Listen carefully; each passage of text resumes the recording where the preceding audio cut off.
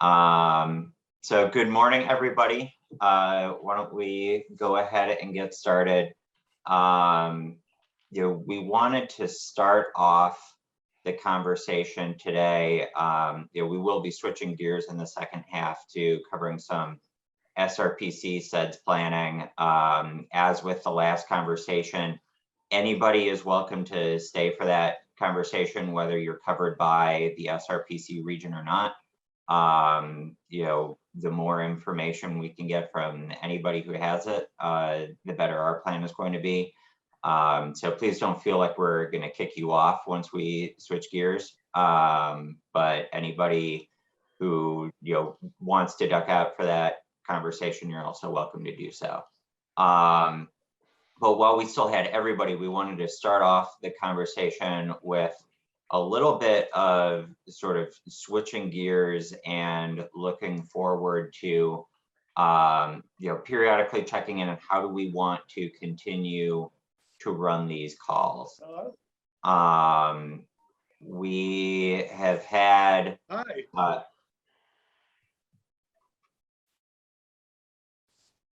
there we go.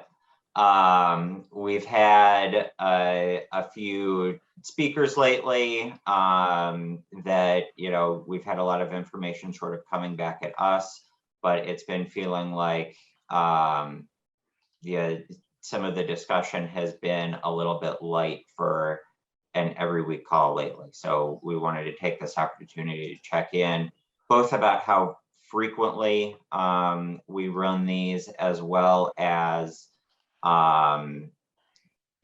sort of what topics and structure we use for each call. So I'm going to go ahead and launch a short poll. It's all multiple choice. Pick the one that you think makes the most sense.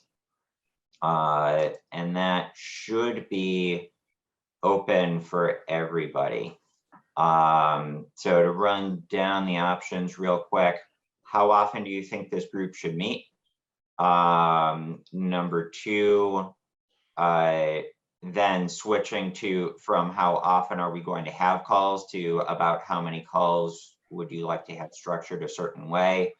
How often would you like to have guest speakers join us? How often would you like to focus on CDER initiatives? So that's thinking about some of those administrative items that we targeted last fall when we were doing some visioning, or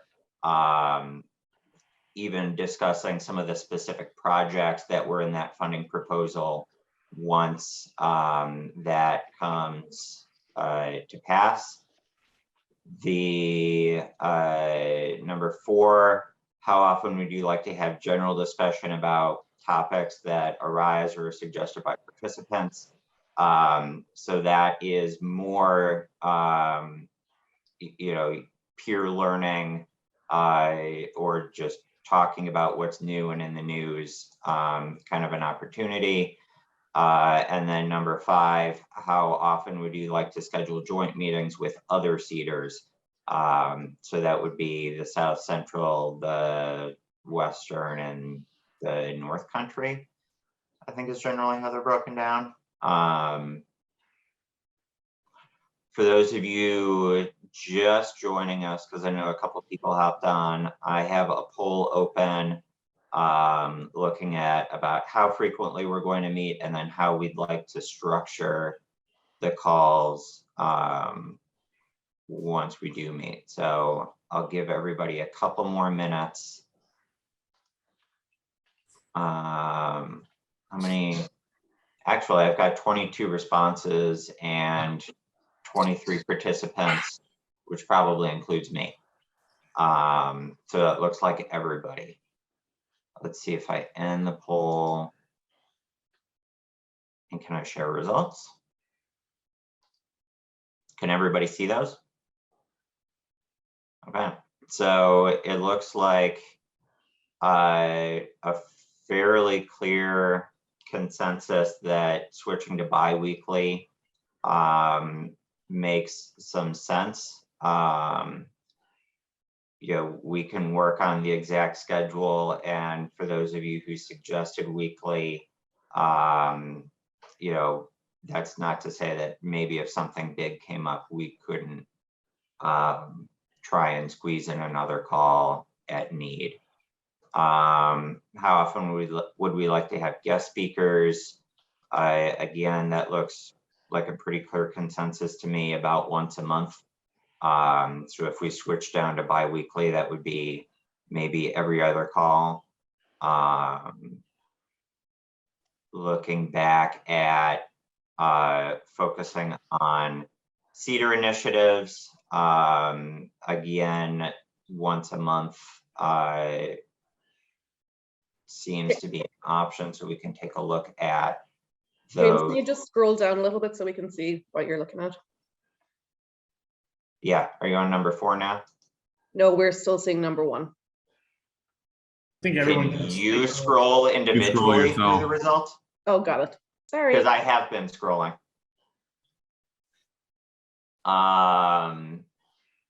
Item 4, how often would you like to have general discussion about topics that arise? Most people seem to want that on most calls. And then how often would we like to schedule joint meetings with other CEDERs? It looks like about an even response between quarterly or 1 or 2 times a year, but not many people are interested in more than that. So I think for that last one, we can definitely share that with BEA. Mikhail, are you? There you are. I lost your little thumbnail. I knew you had joined, but I wasn't sure where you had gone. So, maybe that's something to keep in mind, because I think the 1 or 2 times a year sort of thing was something Teresa had previously brought up as something BEA might want to pursue on your end for getting all of the CEDERs together. So maybe we can chat about what that looks like as we get into the year and all of these groups sort of hit their stride and get settled. Very good. Can the outcome of this poll be sent over to me in a PDF or something like that? I think I can probably export this somehow. I'll figure that out once we sign off, and yeah, I'll send you something in some capacity. Thank you very much. Good idea. I appreciate it. Yep. Yeah, I think the next question then would be, if we're going down to about bi-weekly, when and oh wait, we had 2 more questions we were going to ask, but they couldn't go into the format.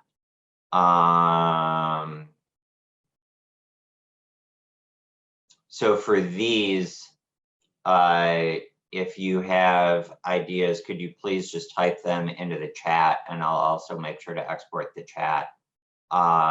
So number 3, what we were going to ask was, what do all of you think is the most useful thing about this call? What keeps you interested in joining? What has helped you the most professionally or as a volunteer in your community or your organization?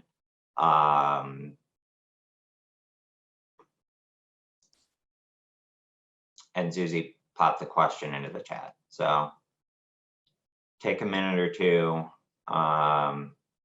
Please don't be shy.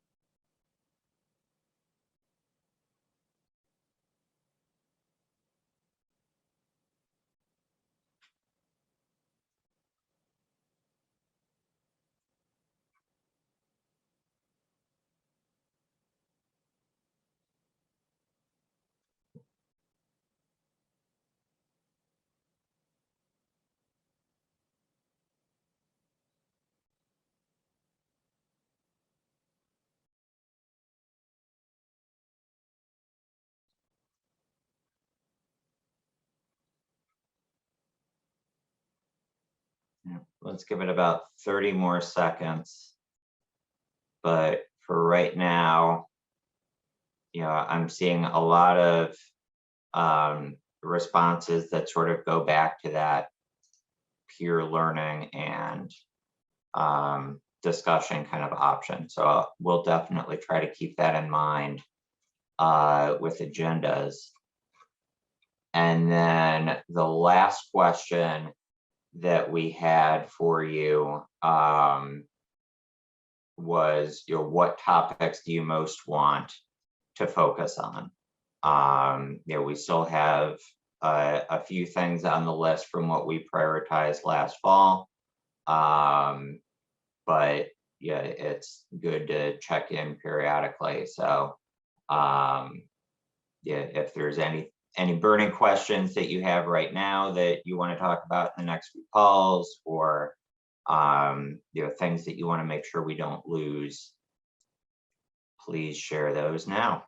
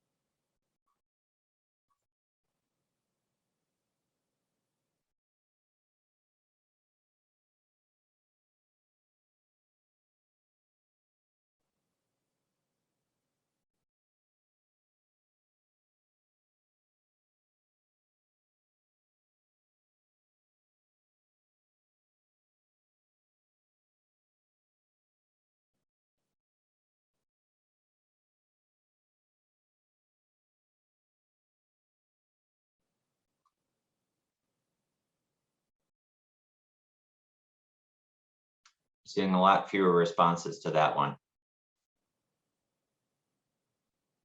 Okay, here we go.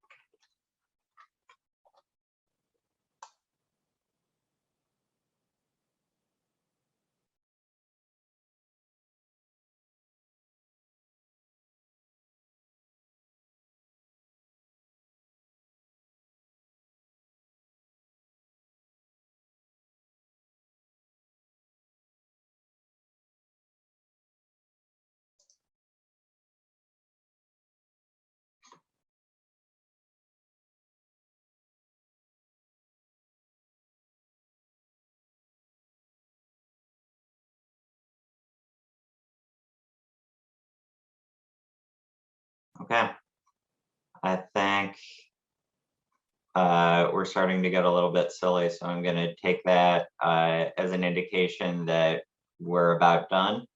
Yeah, I'm seeing workforce housing in here a lot. I'm seeing workforce training, development, attraction in here consistently. A few mentions of inflation, a few mentions of childcare. Nothing that I think is particularly surprising for most of us. So we'll try to think about how to keep those calls focused on those issues. And then I think the last issue would be if we're going to switch to bi-weekly, how would that work, or what would that look like? Mikhail, Robin had a great idea to try and set these up the same weeks as Commissioner Caswell's calls. So if there was something mentioned on Monday, we might be able to loop in on Tuesday and discuss it amongst ourselves.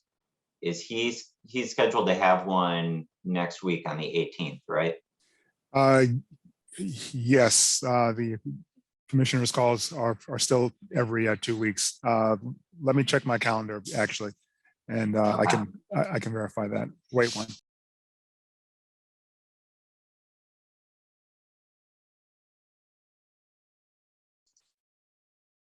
It looks like I've got one on the 18th and then on the 2nd on my calendar. Okay. Yes, correct. Okay. So would it work for everybody if we still plan to call for next week, and then from there we get on a bi-weekly schedule the same weeks as Commissioner Caswell's calls?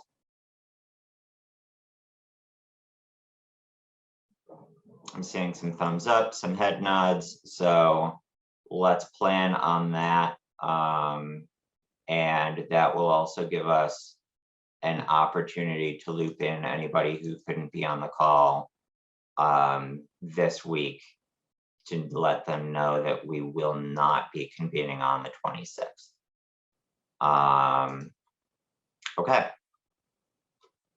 Anybody have anything else to say about general call logistics? Yeah, Ben, I can figure out how to make the calendar invite work. I might need to just cancel what I've got and send a new one. Because I think I have sort of been cobbling together my calendar invitations for about 2 years and trying to deal with adding and removing people. So it might be a good time to clean house on that as well.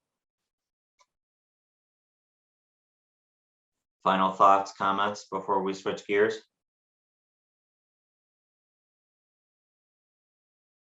All right. Seeing none, I am going to pull up our presentation. And I think my order of operations needs to be to share the screen first.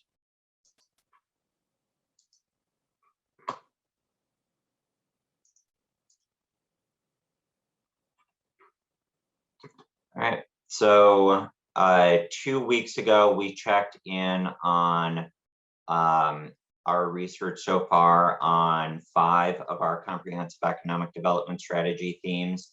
That left 4 more to cover. So today we'd like to circle back to the themes that we missed.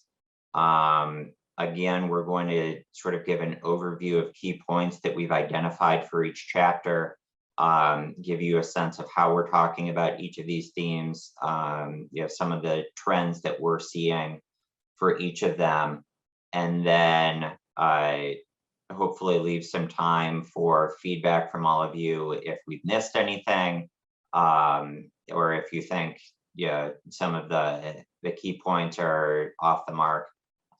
Please let us know so that we can take another look at that, or maybe do some more research as we're pulling chapter drafts together over the course of the next couple of weeks. And then SRPC has also been doing project solicitation. A key component of the SEDS is a priority project list. So I've got some summary statistics of the projects that we have either updated from last year or are suggesting to add. The themes we're going to be covering this week are housing, business operations, age friendliness, and community vibrancy. So with that, I'm going to hand things over to Natalie. Thanks, James. Good morning, everyone. So for business operations, what we've heard is the growth in the number of businesses in several municipalities, including businesses that have relocated from other states and other parts of New Hampshire. We've seen a shortage of workforce that has limited business operations, including businesses that have been forced to reduce hours and seek innovative solutions such as wage increases, sign-on and stay-on bonuses, increased benefits, and just in general more flexibility to attract employees. We've also seen disruptions in supply chains that have also limited business operations and resulted in an increase of cost of materials and services, particularly for the goods producing industries such as construction and manufacturing.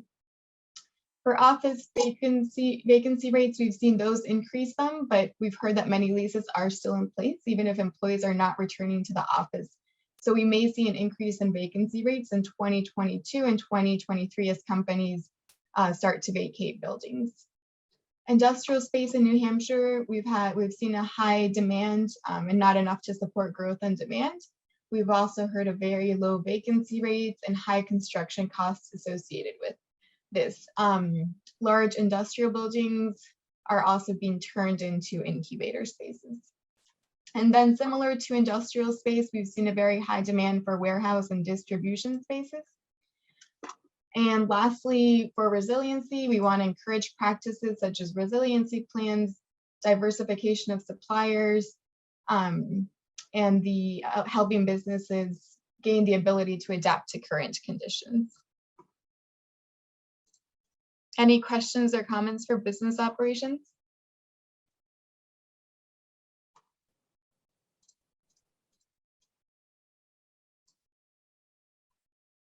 Okay, if there are none, I can move on to housing, which is the next topic we're going to cover.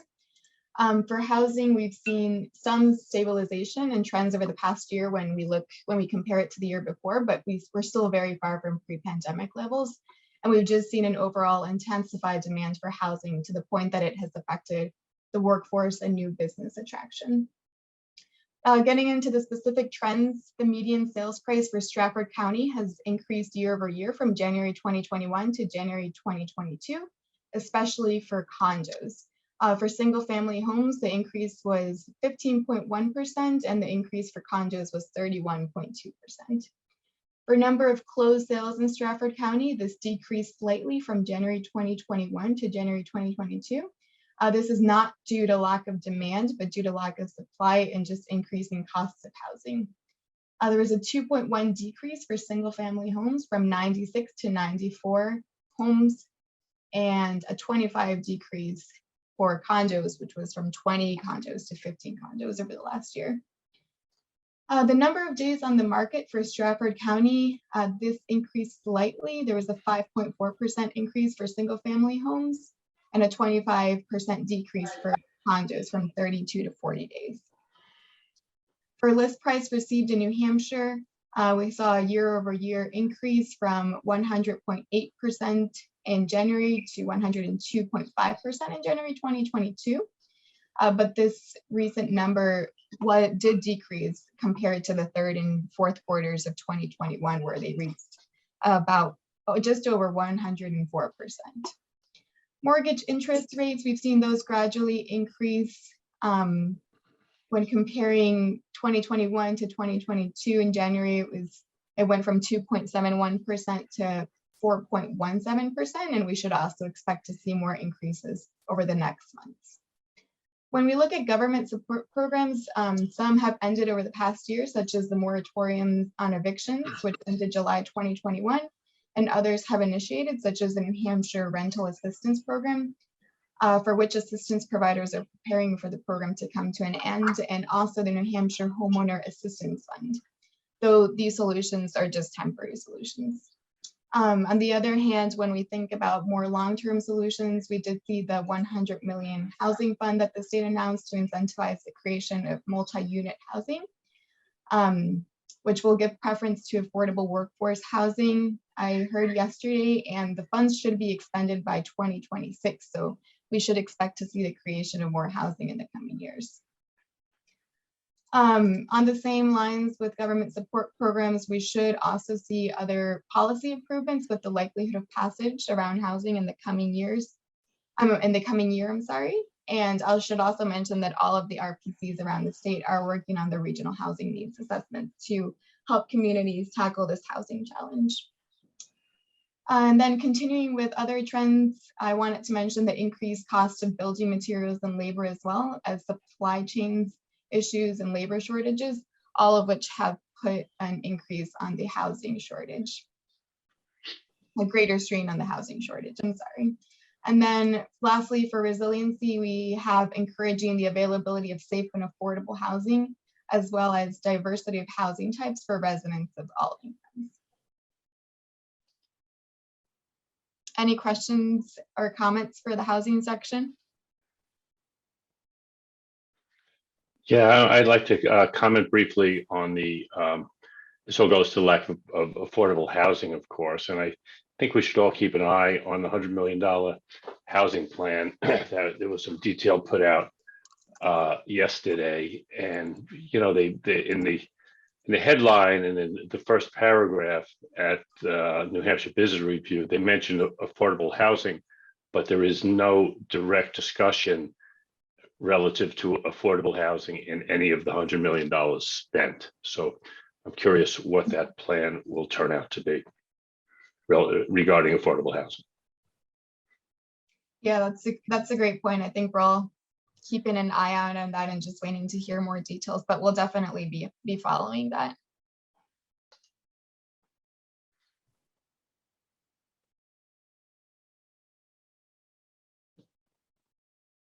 Other comments, questions? All right. Thank you, Natalie. So as some of you have noted, certain municipalities have experienced interest from out-of-state workers and businesses. These are mostly established businesses looking to either relocate or expand. And whether this interest is real or not, we know that some of the most appealing features to outsiders are the high quality of life in our region, access and proximity to good academic institutions, quality healthcare, the stability of the economy, high return on investment, and of course, the natural beauty of the area. Young families especially are gravitating towards this area, which they see as a good investment for the future of their children and family members in terms of education, healthcare, but also job opportunities. Others are attracted by the rural character of the smaller communities, but also enjoy the urban amenities in larger cities and the proximity to Boston and Portland. However, as Natalie just mentioned, the current lack of good and affordable housing remains the primary deterrence for people deciding to come or stay in the region. For outdoor dining continues to be a major booster in enhancing community vibrancy, attracting locals and visitors alike, and contributing to the economic development. Some of the most prominent impacts and obstacles that emerge from the outdoor dining include loss of parking revenue, issuing of alcohol permits, insurance costs, late night noise, following ADA accessibility, etc. Permits are still being issued on a year-by-year basis, which can make it difficult for businesses who are looking to make a long-term investments into outdoor dining furniture and other accessories. And also, since each community has its own outdoor dining ordinance, it can be difficult for smaller business owners with limited resources to navigate those rules, on top of the constantly changing federal and state public health related regulations. But many business owners have shown very adaptive behavior to meet the changing customer needs and have come up with innovative solutions to attract more customers. In terms of arts and culture, things have slowly started to get more lively, although many events still take place in smaller numbers and with more caution. Many venues operate with limited capacity and stricter rules as they struggle to stay open. Many of the state and federal support programs, such as the PPP, Live Venue Assistance Program, and the Shuttered Venue Operators Grant, all expired by the end of 2021. And although most of the arts and culture related businesses have reopened in the past year, the sector is still seriously hurting and probably will for a while, as it was one of the hardest hit ones during the pandemic. The audiences are slowly starting to return, but it's still at 65 to 75% of the pre-pandemic levels. And many of the arts businesses and performing venues are taking steps to alter their business models by marketing to new audiences and finding new streamlining options, and continuing to offer hybrid programs. In terms of the open, green, and outdoor spaces, these are important indicators for community vibrancy, especially for the smaller and more rural communities that enjoy the peace and quiet. The importance of green public spaces and other outdoor recreation has only increased in the past year, and public spaces, both indoor and outdoor, continue to be vital for community development and tend to increase social cohesion and improve trust amongst residents. However, they can also lead to disruptions in community health and safety if unmaintained and neglected due to the ongoing opioid epidemic crisis in New Hampshire, which is a major concern perhaps elsewhere around the state. On the other hand, safe and outdoor places where people can gather and hold events give people a chance to interact with their fellow residents and increase citizen participation and strengthen the communities. And even though New Hampshire is still majority white, it's becoming more diverse as people of color are having more children than white people. And we see this type of diversity, especially in cities like Somersworth, which is a large Indonesian population. And this community contributes significantly to community vibrancy and economic development in places where there's a lot of diversity. And as we've discussed last week, the proximity to trails can lead to business creation and expansion, increased spending by locals and visitors alike, and increasing the desirability factor for housing located close to the outdoor recreation opportunities. So there's a lot of potential there. And in terms of the resiliency component, we would like to continue promoting arts and culture initiatives, work on improving outdoor dining design to be more resilient to disruptions and to be pedestrian friendly, and continue improving access to safe green outdoor spaces that increase community cohesion, but also resiliency to weather related disruptions, and continue encouraging inclusion and involvement of people of color and non-white minorities in our communities. That's all I have. Any questions, comments? Well, I'll just jump in, obviously, on the arts and culture stuff and just say that, you know, that audiences are starting to return. And it is predicted that they're probably going to stay at 65 to 75%, maybe even into 2024. So we're really looking at a long-term issue here. And so we're starting to talk to our grantees and other entities that we're connected with, and asking them to be thinking about what kind of assistance they as small businesses might need going forward in terms of looking at different kinds of business models. And, you know, they're all members of their national associations, and there's a lot of assistance out there. But I think that for the arts community and the small business community, this is an excellent opportunity to really begin to work more closely together in helping our small businesses. And so, you know, we've got a great relationship with the Small Business Development Center and others.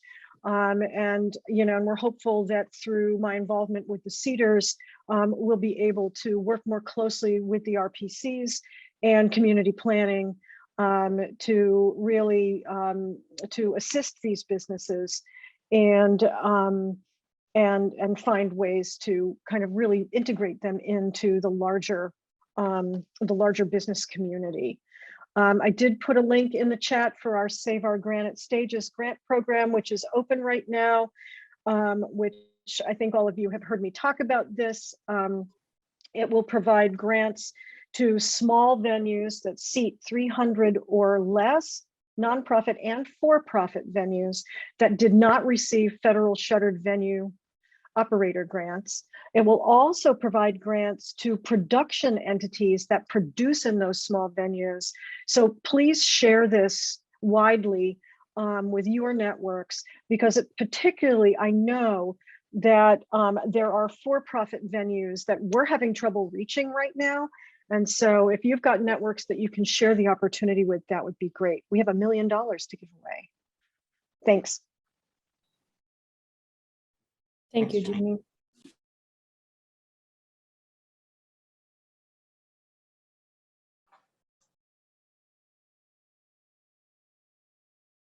Other comments, questions?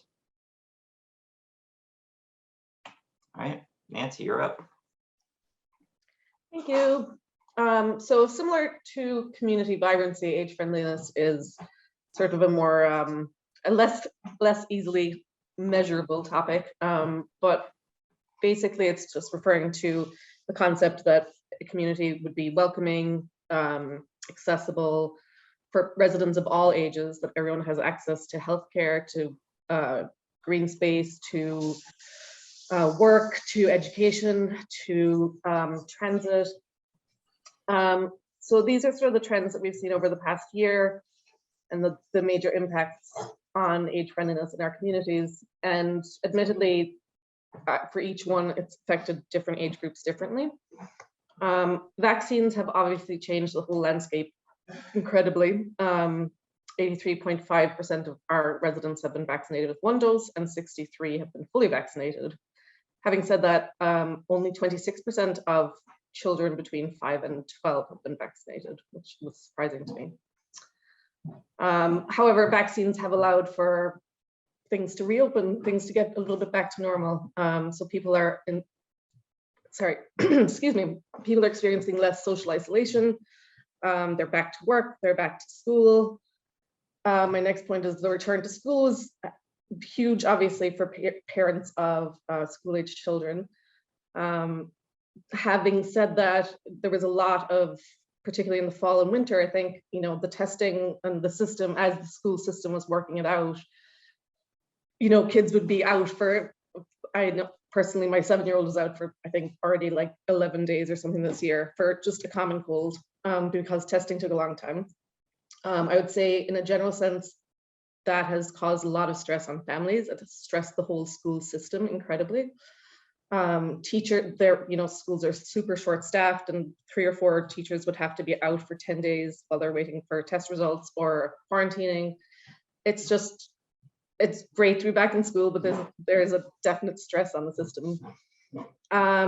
Rising housing costs, again, all these things are so interwoven.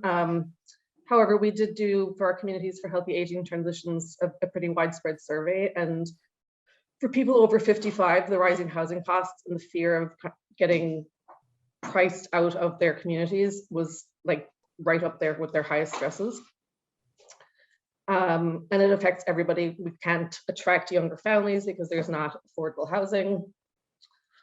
In terms of employment, many older residents have permanently left the workforce. So there's been this like wave of people just out of the workforce. And then also younger people are not entering the workforce at the same rate. So there's the sort of double shift. Access to healthcare has changed, and telehealth has definitely increased access in some cases. However, if you are older and don't have a computer or access to internet, telehealth is not so great.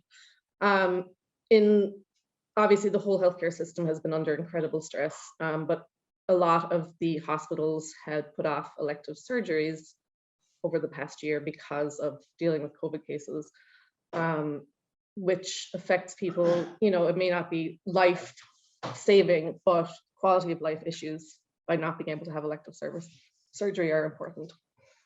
In terms of resiliency, what we can do is just to consider people of all ages across all planning functions, to promote opportunities for further information and resources, to keep these issues at the forefront of our communications, and to work with communities to promote affordable housing. Thank you. Comments, questions for Nancy?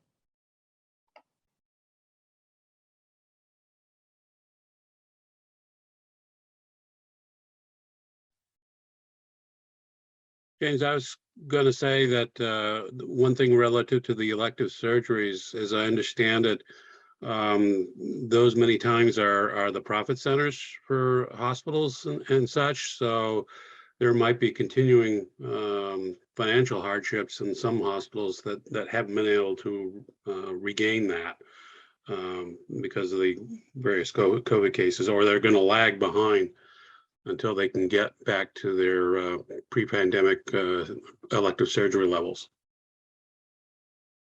So sort of not only a healthcare component to that, but also a business component to the profitability and just operation of the hospitals. That's correct. That's my understanding. I'm by no means an expert. Fair, but that's not something I'd heard before, so it's good to know, or potentially something interesting to follow up. Indeed.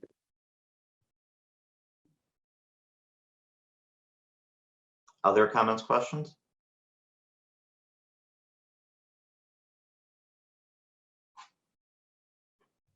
All right, then I will wrap things up. We have been doing, since the beginning of March, project solicitation for either new projects to go into this year's SEDS or updates to projects that were submitted last year. Generally, the projects that we consider eligible to include in the SEDS are anything that is submitted and sponsored by either a municipal entity or a nonprofit partner. So yeah, that's generally things that would be eligible to apply for EDA funding in some way, shape, or form. Inclusion on the priority project list is required to be eligible for certain EDA programs. But then, several of these are things that could be looking at a variety of other funding types, whether it was, Northern Borders, if they're in the service area, USDA Rural Development, EPA Brownfields, some FEMA resiliency type programs. So, we don't make a determination about inclusion based on what funding source it might end up going for. Unfortunately, sort of unlike the transportation funding, this is not a conveyor belt to a 10-year plan and guaranteed funding at the end of this. The purpose of the priority project list is really so that SRPC can support and advocate on behalf of key projects throughout our region. And on that note, before I get into the numbers, it's my understanding that both Senator Shaheen and Congressman Pappas are taking input for this year's congressionally directed spending allocations through this Friday, April 15th. So if you are working on projects for that and need a letter of support, please let us know as soon as possible. I think I'm going to be out all day tomorrow, so if you can let me know today so I have time to crank those out, I'm happy to get anybody a letter, whether your project is in the SEDS or not, as long as it's consistent with the goals and themes that we've talked about.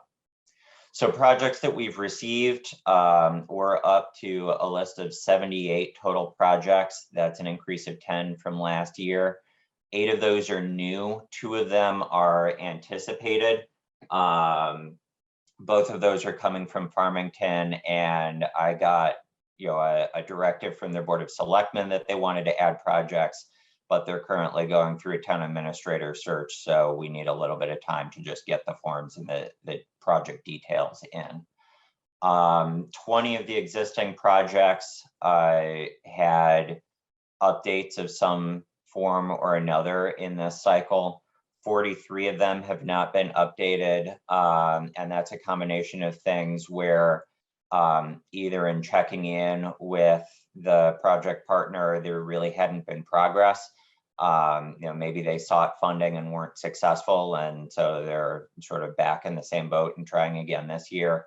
But that also includes projects where we weren't able to connect with those local partners to get updates to those projects. 5 projects are in some stage of funding or completion.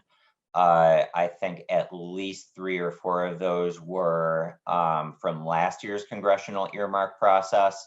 And depending on who I was talking to, some people said, yeah, that's complete because it's funded. Some people said, well, we've been told we've been awarded the money, but the contracting and the actual completion of the award hasn't happened yet. And so they haven't gone out and purchased the equipment that they said they were going to. So I'm treating those like one bucket for right now. But yeah, I think there are still a few stages if you really dig in. 22 partner organizations submitted projects. That's 1 more than last year. Yeah, and everything that was submitted last year is going to stay on the list regardless of whether we received an update or not. We are up to a total project list of just over $232 million. That's an increase of 62 million from last year. That does not subtract any money for the projects that have already been funded or completed. Eventually, over the course of this update cycle, we might start pulling those out and no longer treat them as on the list going into these numbers, but we have not really pulled that out or compiled them that way yet in this cycle. Next steps, I'm going to be speaking to our commissioners at the policy committee meeting this Friday morning. I think it's at 9 a.m. for them to get preliminary approval of this list. Last year, we formally adopted it because we were doing a complete overhaul of the SEDS. And it had been a year or 2 at that point since we had an active adopted SEDS. So we wanted to have something to support things that were going after ARPA money or CARES Act or congressional earmarks. This year, since we had a plan that was adopted last year, and it's very easy to write about how our project either appeared in that plan or is consistent with the goals of that plan, we're not planning for formal adoption of the list, which I think gives us a little bit more flexibility. So if you're one of those communities or organizations that we didn't hear from about your existing projects on that 43 list, or if there are other projects that you are discussing that may not have been ready in March, but you get to a point in, say, May, that, all right, we've fleshed this idea out, we know what it is, and we would love to get it in the plan before the update is adopted. We still have that flexibility. The sooner the better, because that allows us to be more transparent, but we could accommodate things pretty much right up until the commissioners adopt the entire plan, I think around the middle of June, the 18th or something like that. So that's everything I've got. I have the full list of projects if people would love to see them. I've got the 2 or 3 page project forms for each of them, but I'm not going to run through either of those on the call. I can send those around afterwards because that's a lot of stuff.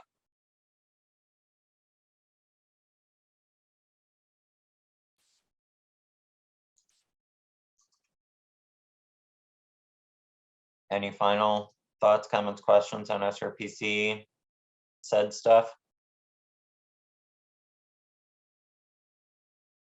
Cool. Well, thank you all for joining and for your patience. Anything else you all want to talk about in the last 3 minutes? Seeing none, thank you all. Have a great week. As I said, we'll join again next week and then we'll take a week off.